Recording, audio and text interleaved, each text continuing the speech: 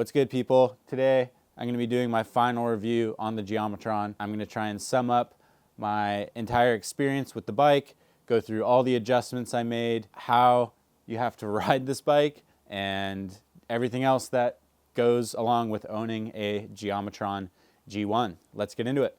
So I bought this bike to experiment with longer geometry. There's much more to this bike than just the geometry, but kind of the standout factor is that in a size large, in the setup I have it right now, it's got a 522 millimeter reach, almost a 460 mil chainstay, and around a 62.5, 63 degree head angle. So I really wanted to see if going bigger was actually better. I think that's a hard question to answer, given the fact that I am getting rid of this bike now. I'm actually really sad to see it go, and I guess that's kind of a simple way of putting it, but the bike made a really strong impression on me. Let's get into what I changed, what works on this bike. It was a bit of a process to get this bike riding well.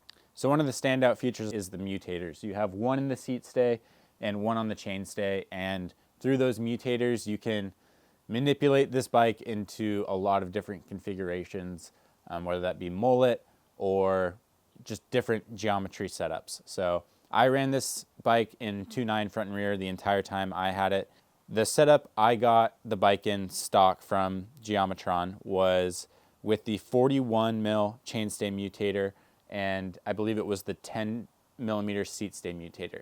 The first rides were really good. My first impression was that it rode well, and it really wasn't that abnormal to ride, given that it's a much bigger bike than I was used to. And my goal was to go to Trans BC with it. After the first day, I could tell I just wanted more weight on the front wheel. Rear center to front center balance is something I've talked about a lot on this channel. And given that the reach was so far out there, the chainstay is long at 450, but I felt like I wanted it even longer to kind of balance out the bike. I put the 47 millimeter chainstay mutator on, which lengthened the chainstay to 458 millimeters. What I neglected to do was compensate with a seat stay mutator. It's not like a dropout adjustment that just affects the chainstay.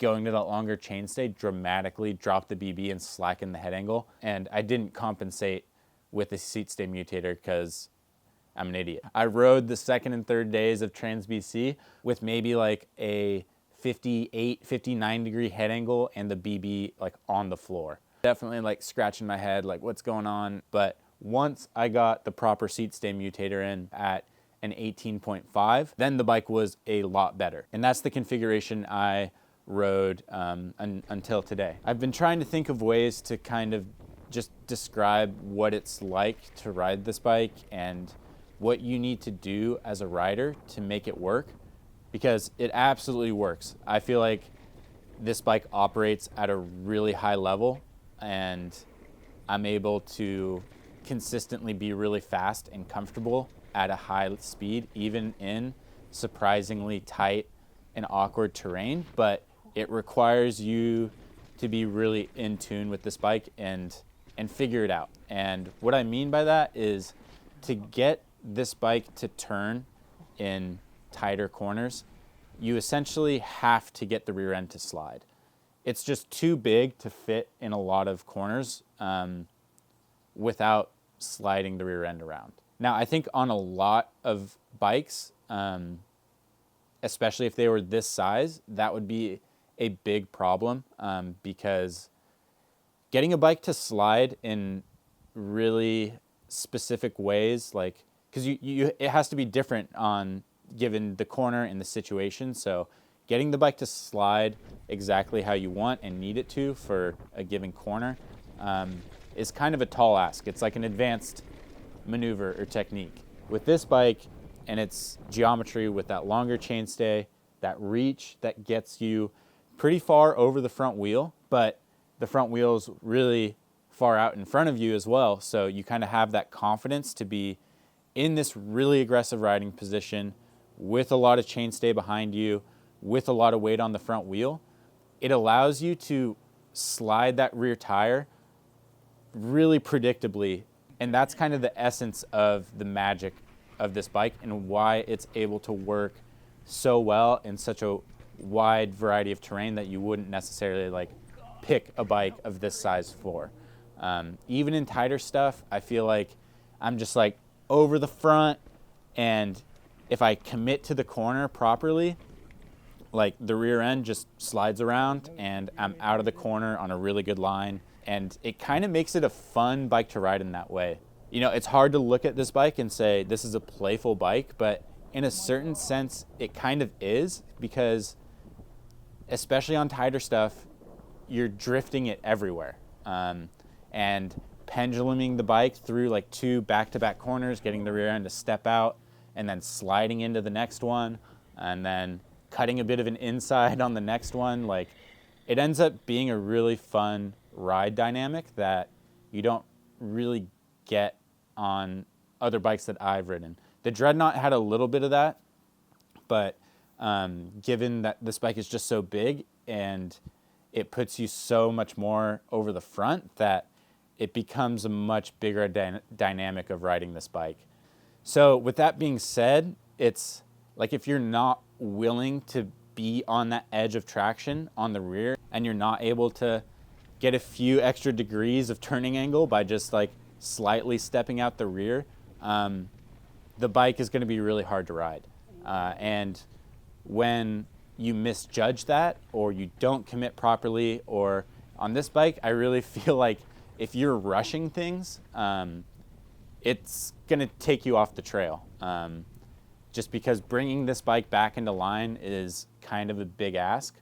But once you understand what the bike likes and you're able to make those inputs confidently, this bike wakes up and it really is awesome. Like there's a GoPro clip going back to it being playful. Like, it's hard to watch that GoPro clip and think this bike and call that bike not playful. Like, I am playing on it, and it just makes you play with the trail in a bit of a different way. I guess what I'm trying to say is that is the key to unlocking this bike.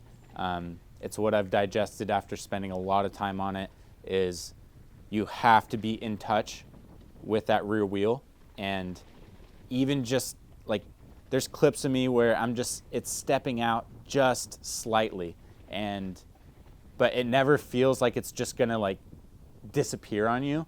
Being just really connected with that rear wheel is what allows you to ride this bike at a high level. And I feel like I eventually got there, where I knew exactly where that limit of traction was and could just step it out just a little bit here and there, toss it into a bigger drift if it needed to. The front end always felt super planted. That was a bit of a process too, is to get the rear end to step out, you really have to have faith in the front wheel. Given that the bike put me in a bit of a different position, it was a bit hard to trust that feeling initially, but once I got used to it, I put a ton of faith in this front wheel, and it never really let me down. You know, there's instances where other bikes betray me in a sense, where like I'm trusting that front wheel to hook up. I believe it's going to hook up, and I need to get that rear end to slide, and then the front disappears. And once that happens, you know, that puts like a thing in the back of my head where I start getting trust issues. And this bike never betrayed me in that sense. So I always had confidence to trust that grip on the front, get that rear end to slide, and execute some nice corners, even in really steep, tight, rutty stuff. Like, for whatever reason, this bike really likes ruts. Like, you wouldn't expect that on something so big, but cleaning ruts on this bike just feels really good. So it requires a level of skill and input from the rider to ride as it's intended. I don't know. I'm trying to line up a podcast with some of the Geometron guys to see if they agree with that analysis, but that's what I've come to understand after a lot of time on the bike. One thing that definitely helped my connection with the rear wheel and enabled me to ride it in that way, I think, a lot better, is the shock position and the travel option. So this bike comes in 2 travel options with a little flip chip on the shock mount here. The first one is 175 millimeters and the second one is 162.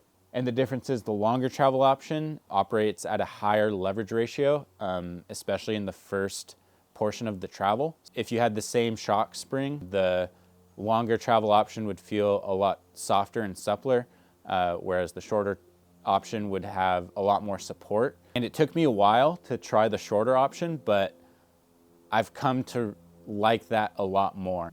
The shorter travel mode just really woke the bike up, and the bike can be lethargic in pumping, popping, getting the bike to make quick direction changes.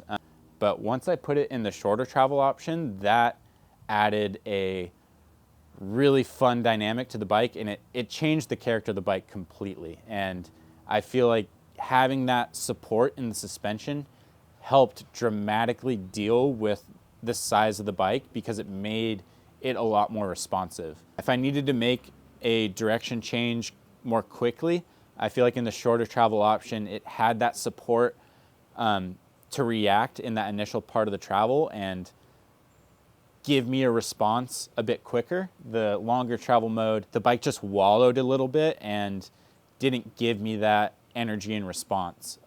Although it did have a lot more traction, that's, I think, where maybe a bit of the disconnect was, is that, you know, I needed to be really connected with that rear wheel and like be braking traction to get the bike to corner correctly.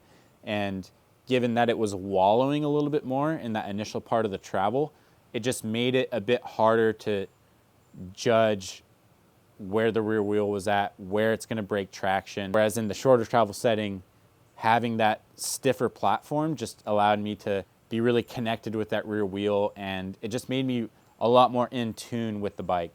Riding it in that shorter travel setting made me think that I was actually a bit soft on spring rate. If I was going to the longer travel setting, I didn't get a good chance to test that out. I'm about 175 pounds and I'm running a 425 pound spring. So I think if I were to run it in the longer travel setting, my next move would have been to go to a 450 pound spring. In the shorter travel mode, that 425 spring is maybe a little stiff, but it feels really good. And honestly, given how stable and confidence inspiring the whole chassis of the bike is, I'm less reliant on the suspension being super cush, you know, at least on the trails I was riding. Maybe if I was getting to some real downhill stuff, that longer travel option maybe would come more into play. But on my last handful of rides on the bike, that shorter travel setting really woke the bike up and kind of checked a lot of the boxes for me. With that being said, I can touch briefly on the shock. This shock is hard to describe. Honestly, I struggle to give as good of analysis on suspension as I do on bike fit and geometry, but this shock feels like it has a ton of support. It stays really composed when you push it hard, but it's not the most forgiving shock. That could be down to tuning options. I tried a lot of different stuff on it. So I don't really want to talk out of my ass on something I'm not really super confident in, but the shock didn't leave a whole lot to be desired. I think going from a RockShox or Fox, you might not get the suppleness and freeness in the initial part of the stroke, but you will get a shock that is extremely well composed and offers a lot of support. Overall, I was really happy with the shock. So another thing I wanted to touch on, going back into the realm of fit, is stem lengths. So the stem I'm running right now is a Phrasen 44 mil length stem, which has 7.5 mils of rise, and this is a badass stem. One, it comes in this raw color. It looks amazing. This is my favorite Cockpit setup I've tried so far. Combining it with the 1UP 35 mil rise bar. It's a 35 mil clamp. But I tried a 40 mil stem on this bike, which you would think is kind of the direction you would go given the reach is so long. You know, I tried the raised and reverse stem, ultra short, ultra high. That was a wild experience. So after that, I went back to this setup and be like, oh, maybe trying a shorter stem would work. But actually, I liked it a lot less. The this 44 mil stem seems to be a really good sweet spot. You know, it's 4 millimeters, but for me that actually made a big difference, and I think it clues into how you have to ride this bike to get it to work. You actually really need to be over the front. You know, it kind of puts you there, but maybe it's just because that's where I was used to being. But putting a shorter stem on there made it tougher to break the rear end loose when I needed it to. And yeah, that's kind of maybe where a calibration period, you know, would have helped. But I rode it for like a full day of shuttle laps almost, and it was really hard for me to get that same level of comfort and confidence. And I had a lot of instances where I was like committing to the corner, but the front wheel just didn't really bite and the rear end didn't slide, and I would just run wide. And I put the 44 mil stem back on, and that connection, that a little bit more response on turn in and that bite from the front wheel just helped me break the rear end loose, carve the line I wanted to, and get the cornering characteristic out of the bike that I wanted. But I think that's something that you have to do with this bike, is you have to be over the front. You have to be initiating over the front wheel, getting the rear end to slide. And I think a shorter stem makes it harder to do that. So it's going to be size specific, but that was my experience messing around with stem lengths. And I never really felt the need to go longer. You know, that's something maybe worth trying, but I really feel like this stem is the sweet spot for me. And I really end up here on a lot of different bikes. So I know some people have said that matching the stem length to the fork offset doesn't matter, but on a lot of different bikes, I keep coming back to 44, 45 millimeters.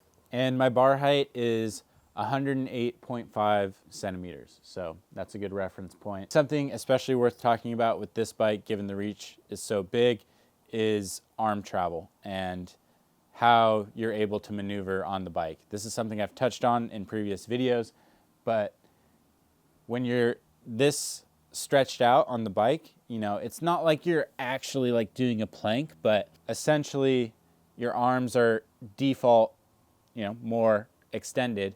So you just have less arm travel to push the bike away into drops. You're a little bit more limited on like how much you can suck the bike up. So it just, you're less dynamic on the bike, and that definitely affects how you ride it. This is more of a operate in a smaller window, but you don't need to be operating in the extremes of the bike, because in that default position on the flats, the front end has traction because of that long rear end. You're a little bit more forward because of the reach. In the steeps and in the rough, the bike is so long, the head angle's so slack that you don't really need to be that far back. You can kind of stay in that neutral position on the bike and feel confident there. So you do have a smaller operating window within the bike, but the balance and the chassis is so confident in that position that I don't feel like I'm fighting that much. I don't want to say stuck, but you're in a more consistent position on the bike, but it operates well in the position that it puts you in, at least with how I have it set up. I think that's essentially what I'm trying to do when I'm setting up a bike, is have the default position that the bike puts me in with my body dimensions be kind of on that limit of I can break traction with the rear, but I'm not overweighting the front, and you know, I'm not too far off the back where the front end's light. I can just be in that natural position, and just like little adjustments fore or aft can get what I need out of the bike. I think if you're really having to throw yourself crazy off the back or really get over the front, there's a problem with the chassis of the bike, or I don't know. That's just not how I want to ride. Whether it's a shorter reach bike or a longer reach bike, that's essentially what I'm trying to accomplish. And I think that's why when the bike does get away from you, it's harder to reel it back. Yeah, it's just harder to maneuver to the extremes of your body position on the bike to rein it in, because yeah, at that point, if you're offline, it's probably just gonna go where it wants to go. So, and yeah, just my overall impression, like it's incredibly stable. The level of confidence I get on this thing is ridiculously high. It is a different ride experience. You know, it's hard to articulate exactly what that is. One thing I was thinking about is this little clip of me on the Druid V2 where I kind of like unweight, compress the bike, shoot up into a high line, then cut down into an inside. I don't think that would be possible on this bike. Just getting the bike to turn in such a tight spot. On this bike, it would, I wouldn't take that same line. And Nick touched in this in the size comparison video, is that this bike almost chooses its own lines sometimes, and you take lines that are specific to this bike. They end up being good lines, I think, especially good race lines, because it almost arcs smoothest, nicest line through the corner for you, or at least it finds that fairly naturally. But it's a different way to interact with the trail. And I guess it's just a question of, is that what you want from a bike? Pretty much what this boils down to is the ride characteristics are different. You have to do specific things to get this bike to work. It is a good bike when all those things line up. Is that what you want? You are going to be sacrificing the ability to find little downsides, little hops, and play with the trail in a more intimate way.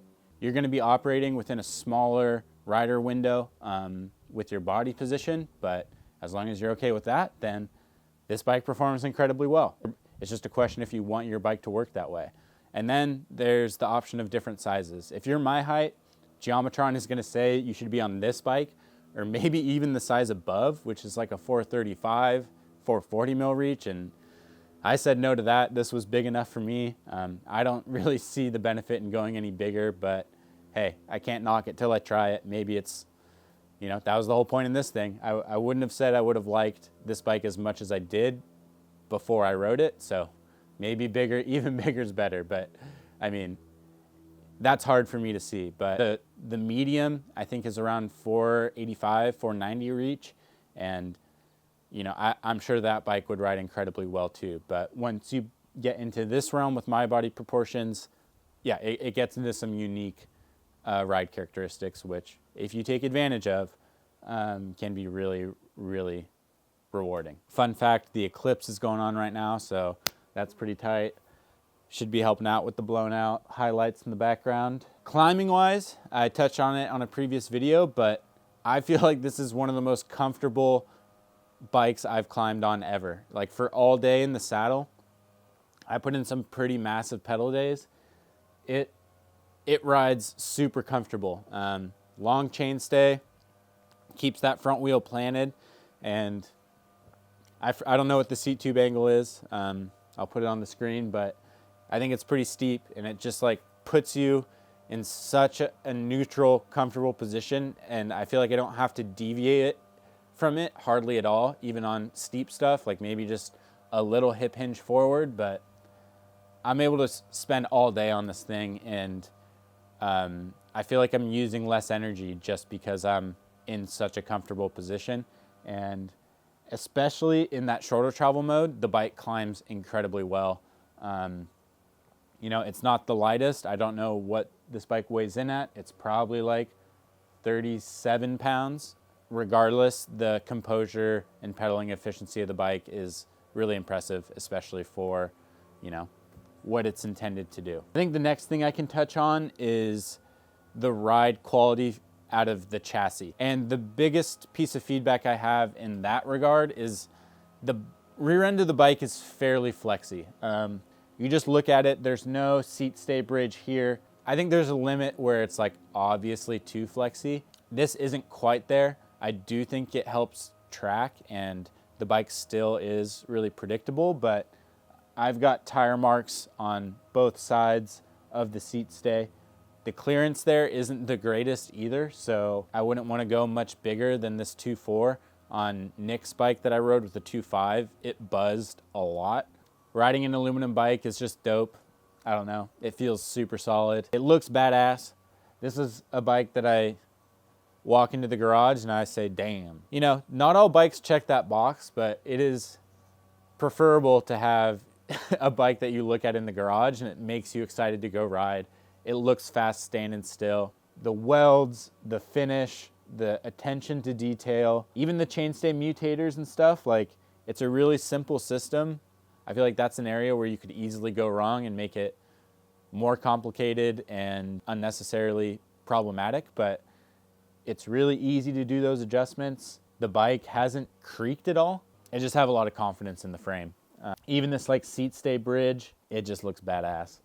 So that's another reason why I'm kind of sad to see this thing go.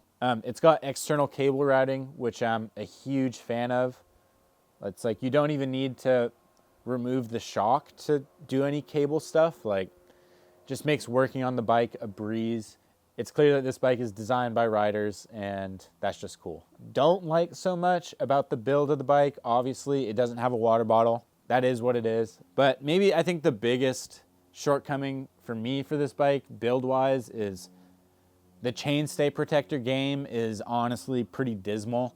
This thin plastic thing doesn't really do anything, and then your chain's hitting the cable, it's hitting this metal here, it's hitting where the seat stay mutator is, and I don't know, I've kind of like jankily put some rubber taping on here to try and quiet it down, but I still do get a decent amount of chain noise. Riding Nick's bike, he's done a much better job with his taping, and he does have a no chain, or I rode one with a no chain, so it was a much quieter experience. I never got to ride the O-chain on this bike, but that's coming up in a upcoming video. But the whole chainstay protector thing leaves a lot to be desired. So you're gonna have to figure out your own solution there, because running the stock setup is almost not an option. I hope that covered everything. For those interested, I'll briefly run through the spec. I'm running a 170 mil RXF 38 M2.